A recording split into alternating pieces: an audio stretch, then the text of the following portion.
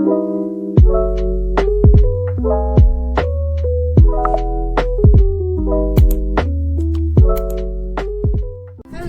good morning everyone. May ako rin po sila ngayon mo from Zari. May ako kasi kung wala mo school sa le, isa na pase.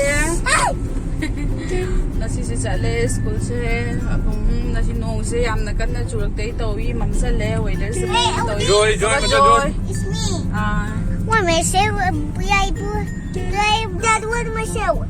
Ranipur house. My snail hangin niya ba? Ado ma'am ये मिने सी दुम नसी की blog सुसु command माइ तो ये ना हाय बतो जोय लाई मखंग मत दे पनी ना क्रोम मखंग मत क्रोम मत पता मैं वेदर से yung ने कमाई तो ये ना मैं उरबा मैं वेदर से मम ना सुक सुक ना तो ये से नसी की वेदर से दी नो मैं तो मत नो चे चु थरक तो माने को आते मांग द चु लो की बता हाय बा कोचिंग म बो सुरक तो रे चुरे खरा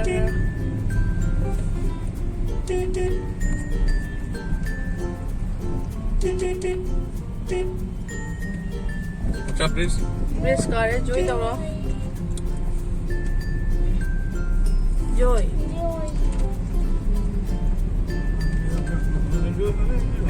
Maya mo ko si school de hanna di ka tori kay ay. Maya mo ko si bata da changi tori angangi.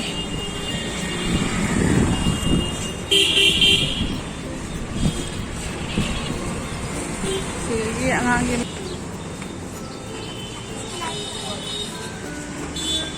Ulau lôi đấy chị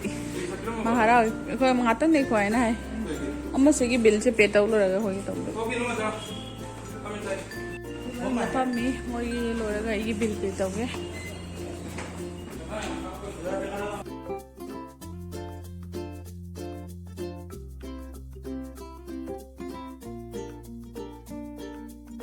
everyone is now seeing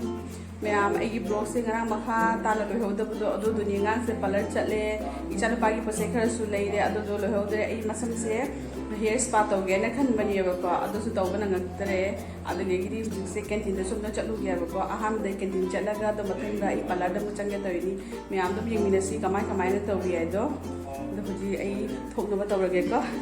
ise ai no pa di chala roi mani mai thok office chakrani adu do na ai se ai khuni ni macam pi ka chatoi ni ba ma'am ni minasi ka saab no lang na su loi ma'am ai su ji auto manung thani se auto ai ni ne thok da auto da chali ni ba ne ko ado do ahan da ai se ke no da chala ni canteen de han chala ge ko canteen de chala ge canteen da kai ge dum ko de jam na ba di lo oi dum kra lo ra ke ado dum ni minasi ko ai ga yi ba da jam da la nge ma kon se a canteen da phom leo ra ga ai doi to ra ke ba ko ma'am ni minasi मैं से canteen फम दा जावरे दो अखोनी ने मचा नुपी ngai ni मा ga loi chang doi ni ma gi card na chang doi ni abne मैं जे मिनसी अभी canteen फम दा यो रे मैं ने मचा नुपी lai du khang de lao lai du ma'am canteen मनung da ni canteen ni ko sei sin ko khan ni lo canteen ni ga ni जाम ने di kapar जा दे खरा का हां What sweet na te rich ni rich tomato ni. मैं अभी ये मिनसी को मैं अभी जो रे पलर मुखम दा जे कार पतंगाई वाव ना सीरे ना समसे स्पा तो ठोके और मैं मिनसी हमारे कमाई तो रे दो स्पा तो ठोके ना सब हम की ले मिनसी पलर मुखम दा यो रे साबना लोरे माई को से स्पा तो के समझे पूरा केन में जाओ दे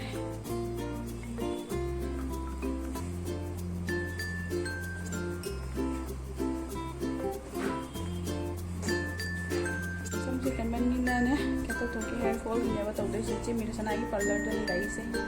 तो साब लो समझो हो गई वो हो गई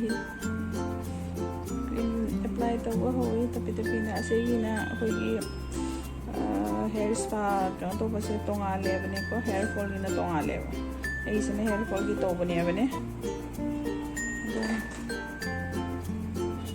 to ri kan na ji cream प्रेरी एप्लाई तौरी हिदाकता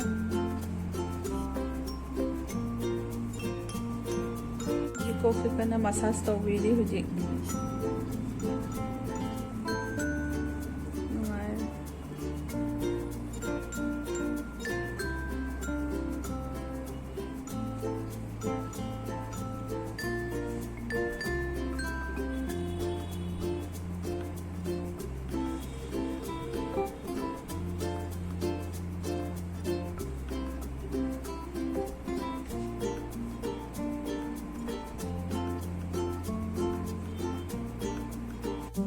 कोक से स्टीम पीरी है बने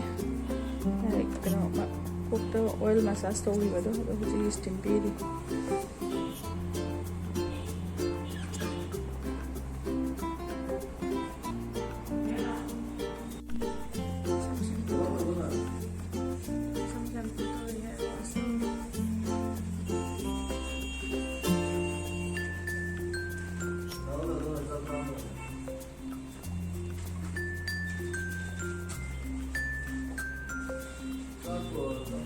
Boleh aku hidak thari.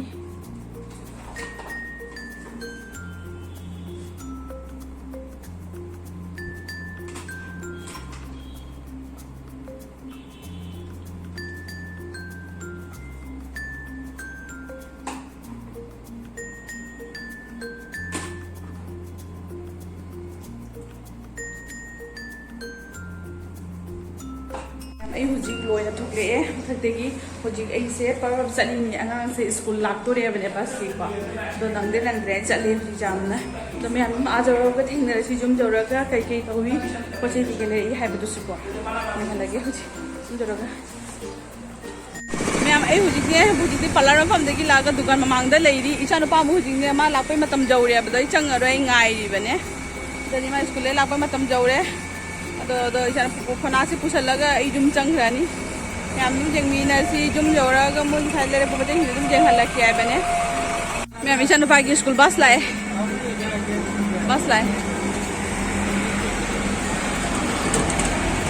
मैं am ai huji जुम चंग पतंगाई रे बने को मैं am वहा गुसा बाय माइ के संग संग संग नि जुने सामन किदना इस लोबे दानी समबुदी नसीदी इस्मा तौथरोबसे नुंदी नुंगाइरे एकदम जाम थातीना नुंगाइबा समसे को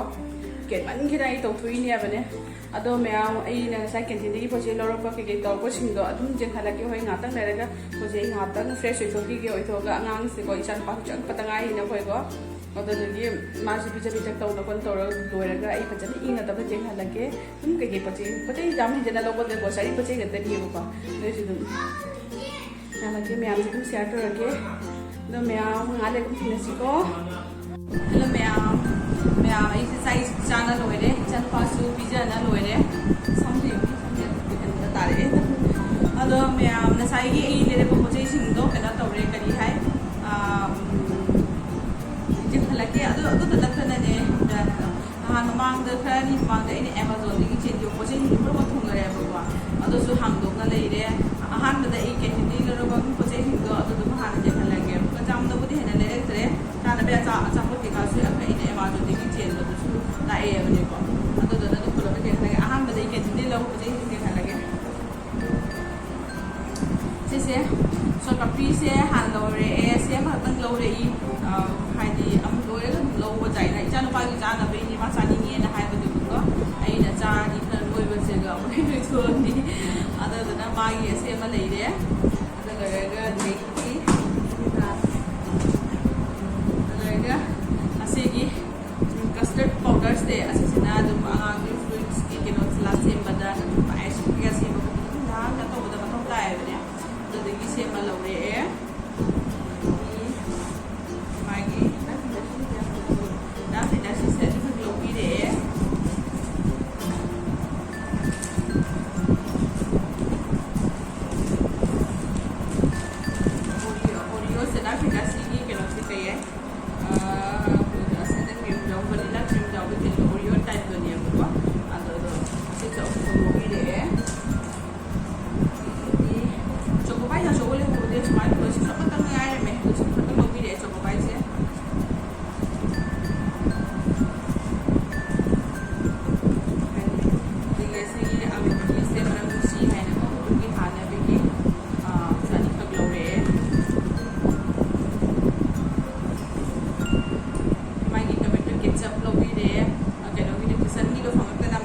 से लौरे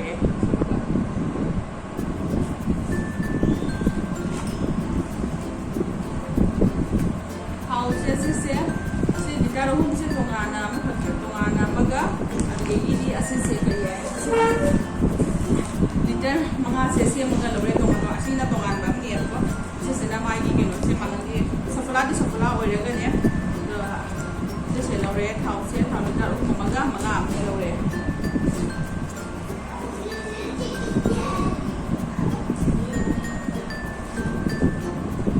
मागी पेडिश्योर से अनी खक लौरे मासे वाट यादेबको लौनी से हान लौरे लोरेदा सेना कोन फेंकबेगी सेना जमीन पाउडर अमगा विस्पर अमगा से लौरे से केनी लौब पचे सिंसे फजन हल्के लगे अमेजन लौब हल्के मैम सिगा लेरे कहोदे कैंटीन लौरप पोचई सिंदो असे सिंसेनी कैंटीन लौरप पोचई सिंदो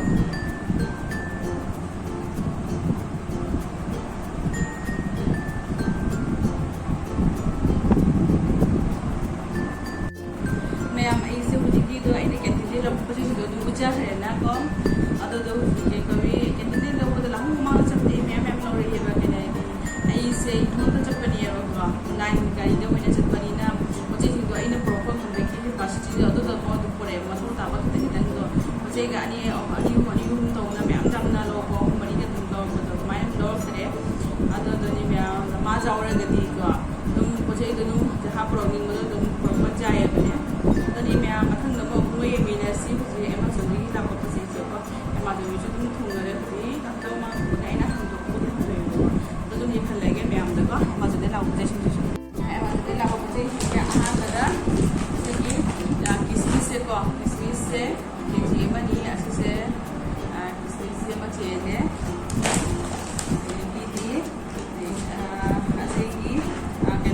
काजू से अनी खर लौरे काजू अनी खर से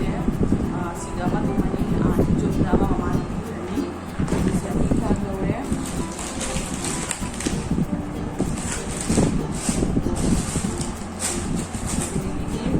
सुगर फ्री से अनी खर अखोगी नते ममागी डायबिटिक पेशेंट चादी यम पामचेबको चाथोगी हापदबी माई सुगर फ्री से अनी खर लौरे पुलना चेने को अखोना चप सूनबी है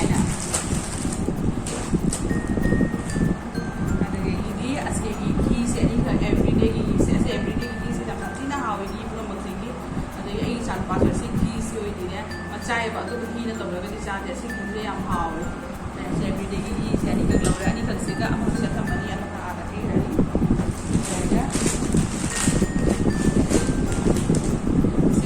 से अनी खर लौरे से सुसिगा आदा अमगा से अनी खर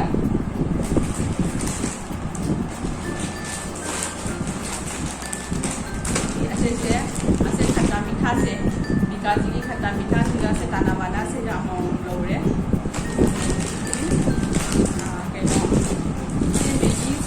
मैगी से बंदल अहम खक लौरिएबको मैगी से बंदल अहम खक लौबनीबको पैकेट अमदा 900 चपनी अदो कौए मैगी से चेलगने चाब कीजरे ला ममांग चेनबनेबको तौरे हदकी खर मांग मैगी वायरल थोपदको तौना चारगा तौर घी कीजरे चाबग लौबना तप्ताई पैकेट अहम खक लौसलेको मैगी से पामे है मैगी जहाँ तौबदको फटाफट जहाँ तब खुदपगी चांग जहाँ होइदको मैगी से लौरगा मैगी से चाब से चादुसे तौबने अदना मैम से एमादी लापे जाम हेजनबी कह तौना लाते असे तनीबको मौ ताब खर खर चेन मैम सिगा लेरे कैंटीन कनो एमेजोन लाप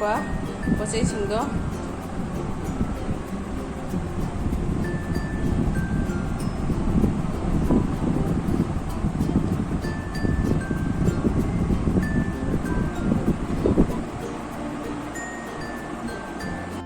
मैम मुझे पूरा मकसद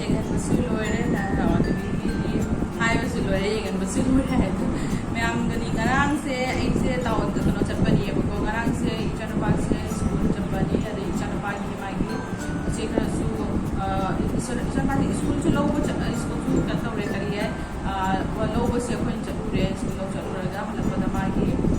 ꯃꯊꯧ ꯇꯥꯕ ꯃꯆꯦ ꯑꯃꯅꯤꯁꯨ ꯂꯧꯔꯛꯑꯦꯕꯅꯦꯀꯣ ꯑꯗꯨꯗꯒꯤ ꯑꯩꯁꯦ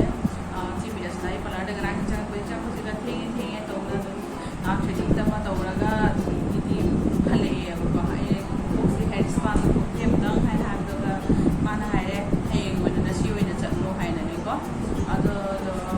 ꯉꯔꯥꯡꯗꯣ ꯇꯧꯔꯛꯇ꯭ꯔꯦ ꯉꯔꯥꯡ ꯊꯦꯡꯉꯦ ꯍꯥꯏꯗꯅ ꯀꯔꯤ ꯍꯥꯏ ꯍꯦꯌꯔ ꯁ꯭ꯄꯥ ꯇꯧꯕꯗꯗꯤ ꯏꯆꯥꯅꯨꯄꯥꯁꯤ ꯁ꯭ꯀꯨꯜꯗ ꯍꯜꯂꯛꯄꯅꯤꯅ ꯑꯃꯨꯛ ꯋꯥꯔꯅꯤ ꯑꯗꯨꯗꯨꯅ ꯊ꯭ꯔꯦꯗꯤꯡꯗꯣ ꯇꯧꯔ ꯆꯠꯂꯛꯑꯣ ꯀꯩꯅꯣ ꯇꯧꯔꯒ ꯁ꯭ꯄꯥꯗꯣ ꯉꯁꯤ ꯇꯧꯔꯣ ꯍꯥꯏꯅ ꯑꯗꯨꯅ ꯑꯗꯨꯃꯥꯏꯅ ꯇꯧꯅ ꯂꯥꯛꯑꯦ ꯑꯗꯨꯒꯤꯗꯤ ꯁꯤꯁꯦ ꯁ꯭ꯄꯥ ꯇꯧꯕꯒꯤꯅꯦ ꯑꯩꯅ ꯇꯧꯕꯁꯨ ꯑꯩꯈꯣꯏ ꯅꯤꯅꯦ ꯃꯆꯥꯅꯨꯄꯤꯗꯨ ꯀꯦꯟꯇꯤꯟ ꯆꯠꯀꯗ꯭ꯔꯥ ꯍꯥꯏꯅ ꯍꯥꯏꯔꯦ ꯑꯩꯁꯨ ꯀꯦꯟꯇꯤꯟꯗꯩ ꯑꯉꯥꯡꯒꯤ ꯁꯪꯒꯣꯝ ꯑꯁꯦ ꯂꯩꯇ꯭ꯔꯤ ꯍꯥꯏꯅ